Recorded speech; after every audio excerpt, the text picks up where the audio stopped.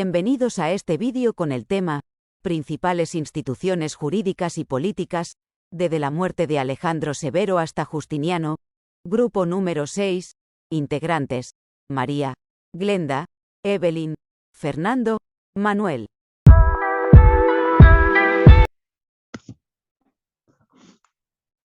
Dos patricios y dos plebeyos.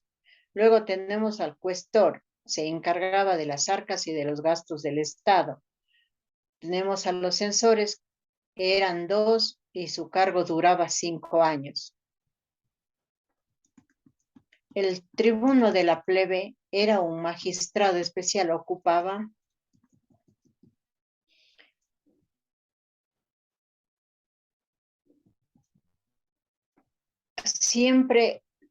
ocupada siempre por plebeyos. Tenía derecho al voto sobre decisiones del Senado, de forma que se encargaban de que éstas no perjudicaran los derechos de los plebeyos.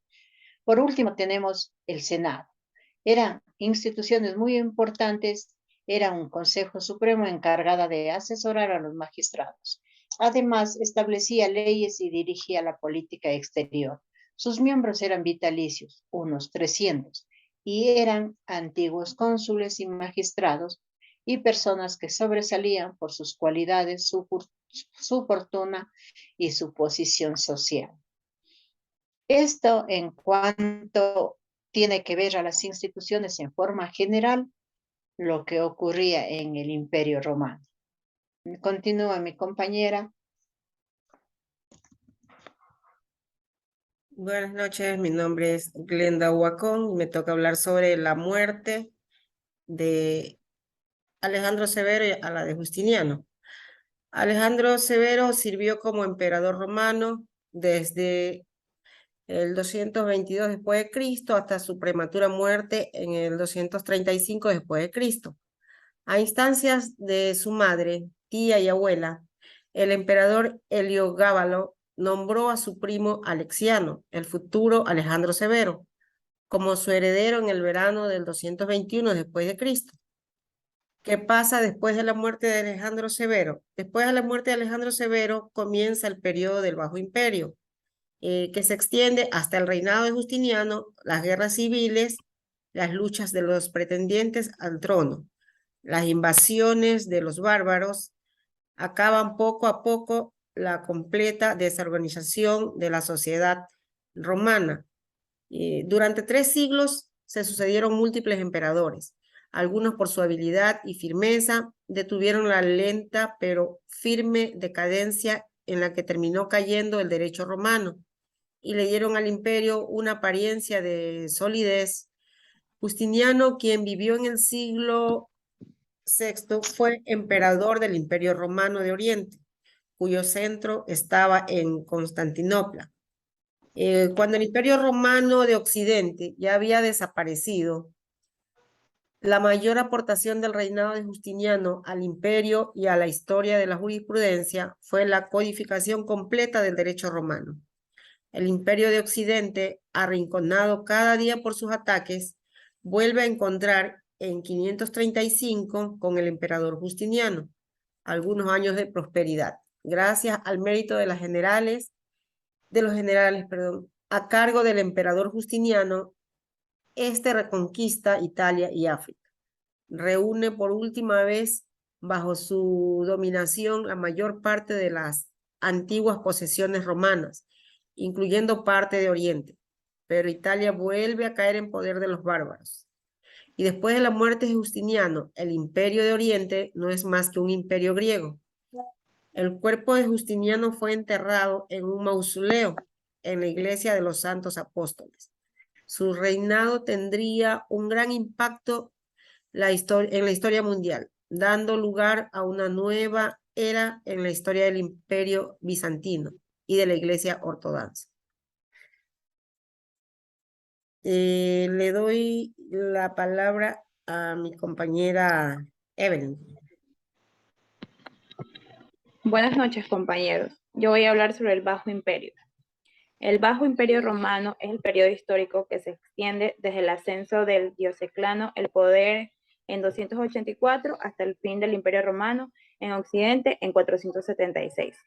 ¿Cuál es la causa de la caída del Imperio Romano? 3 fechas son decisivas en la caída del Imperio Romano. La batalla de Adrianopla, 9 de agosto de 378, y la invasión y saqueo de Roma en 390. Y nunca... 390 por los galos, que nunca había sido invadida durante 8 siglos, y el derrocamiento del último emperador de Roma el 4 de septiembre del año 476. La decadencia y la caída del Imperio Romano es un concepto historiográfico que hace referencia en las transformaciones operadas durante la crisis y la caída del imperio.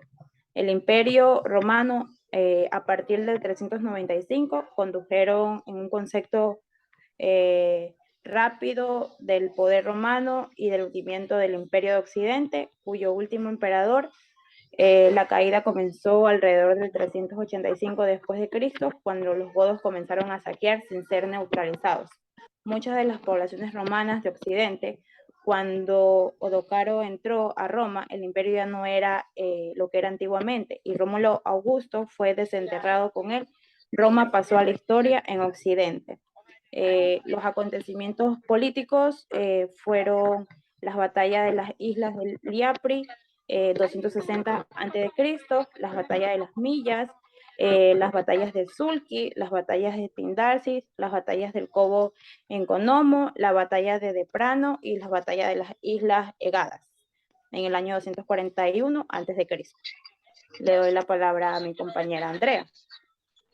Buenas noches, compañeros. Mi nombre es Andrea Sánchez. Yo voy a hablar de las compilaciones de leges. Están conformadas por el Código Gregoriano, el Código Hermogenianus y el Código Teodosianus. El Código Gregoriano es la compilación privada hecha en el tiempo de Diocleciano, donde recogen constituciones dictadas entre los años 196 y 295. Consta esto en los 115 libros divididos en títulos. El Código Hermogenianus habla de la compilación privada hecha ya a finales del siglo III o comienzos del siglo VI por un autor desconocido llamado Hermogeniano, que consta en un solo libro dividido en títulos, recogiendo así constituciones posteriores a las del Código Gregoriano. El Código Teodosianus indica que oficial de 16 libros ordenada por Teodosio II, pero promulgada en el occidente por Valentiano III, donde se recogía en carácter oficial los 2 códigos privados anteriormente citados. Pues no. También habla de la compilación justiniana del Corpus Iuris Civilis, e indicaba que era la recopilación de textos legales de la época imperial, así como de la jurisprudencia romana desde el año 117 al 565. Pues esta está compuesta por el Codex de la Digesta Sive Pandectea, las institutas y las novellas constituciones. Gracias a una existencia se ha podido conocer el contenido de este antiguo derecho romano, ya que ha sido fundamentalmente para los sistemas jurídicos modernos. Compañero.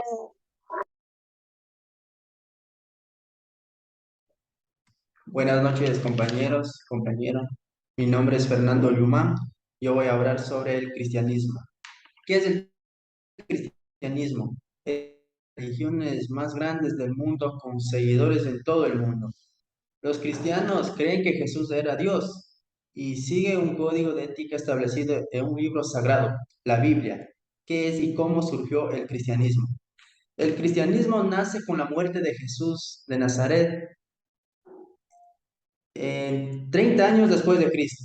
Ello genera el principio de permanencia de sus enseñanzas para dejar a la prosperidad de reafirmación de la creencia primordial, la de llegada del Hijo de Dios. El 27 de febrero del año 380, el cristianismo se convirtió en la religión exclusiva del Imperio Romano por un decreto del emperador Teodosio. lo que tuvo trascendentes consecuencias. El decreto unió las raíces judío-cristianas, el del continente europeo con la cultura greco-romana. Después de varios siglos de practicar una religión politeísta, el Imperio Romano adoptó el cristianismo en el siglo IV como una medida para contrarrestar la paulatina desintegración social y política. En la época en la que surgió el cristianismo, el siglo I, Roma era la capital del Imperio Romano, que se extendía por casi toda Europa, África del Norte y Asia Occidental, y el centro del desarrollo intelectual, cultural y artístico.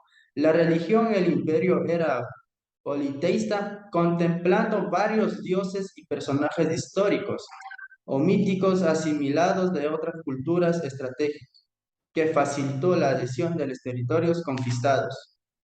El culto a Jesús de Nazaret se introdujo desde Jerusalén en los tiempos del emperador Tiberio, 42 años antes de Cristo y hasta el 37 después de Cristo. Y desde su surgimiento, las prácticas fueron discriminados y perseguidos debido a que la ética cristiana criticaba las ideas romanas. Fue hasta el tiempo del emperador Constantino I el Grande, en el año 312 hasta el 337, cuando se estableció la libertad de religión con el Edicto de Milán, en los años 313. Desde ese apoyo a la práctica del cristianismo con una estrategia para reunificar al imperio, en el que gran parte de la población ya era cristiana. Con Teodosio I el Grande en los años 379 hasta el 395 se convirtió en religión. El Imperio Romano con el Edicto Tesalónico en el año 380, quien impulsó medidas para la contención y posteriormente para la persecución del paganismo. Durante más de 3 siglos, los cristianos fueron uno de los colectivos más perseguidos del Imperio Romano, aunque por lo general el Estado romano era muy tolerante con los cultos. El mensaje del cristianismo tenía implicaciones que podían hacer peligrar pilares esenciales para la estabilidad del dominio romano. A continuación, le doy la palabra a mi compañero Manuel Carlos. La obra jurídica de Justiniano. En este punto vamos a tener que las novelas de Justiniano fueron una de las obras más importantes. Recordemos que las novelas eran llamadas así en las leyes que dictaban los emperadores en ese tiempo. Podemos aseverar que hay varios enfoques en base a sus estructuras, las cuales son desde el punto de vista histórico, desde su codificación y desde el punto de vista legislativo. Desde el punto de vista histórico, en este punto tiene una gran relevancia, ya que esta obra se mantuvo aún a través del tiempo y la barbarie. Incluso se mantuvo en la expulsión de los bárbaros del Imperio del Occidente. Además, estas obras son estudiadas por todos los que están involucrados en el derecho. En el siguiente punto tenemos desde su codificación. Comprende todos los aspectos del derecho positivo romano que se había desarrollado desde la época clásica, en razón que no solo se codifican las clásicas constituciones imperiales promulgadas desde el reinado de Adriano, sino que también se codifica la jurisprudencia, es decir, todas las obras escritas y publicadas por los jurisconsultos clásicos que habían obtenido el ius publicae respondendi, es decir, la facultad de responder consultas jurídicas con fuerza de leyes. Y como último punto tengo desde la vista legislativa. En virtud que Justiniano le da fuerza legal a todas las partes de las cuales dividió el corpus iuris civilis, haciendo las normas de carácter obligatorio para todos los ciudadanos romanos, es justo reconocerlo como el autor de excelentes reformas, ya que nunca sale de un tema sin dar solución definitiva. Sus leyes son inelegantes y enemigo de las sutilezas. En este último punto, podemos entender de que el corpus iuris civilis es una base para el derecho que tenemos en la actualidad. Es decir, desde esa época, Justiniano planteó leyes muy severas para las que hoy podemos aplicar. Gracias. Señora Mari, tiene la última palabra usted dando el cierre de nuestra intervención. Muy bien, buenas noches a todos.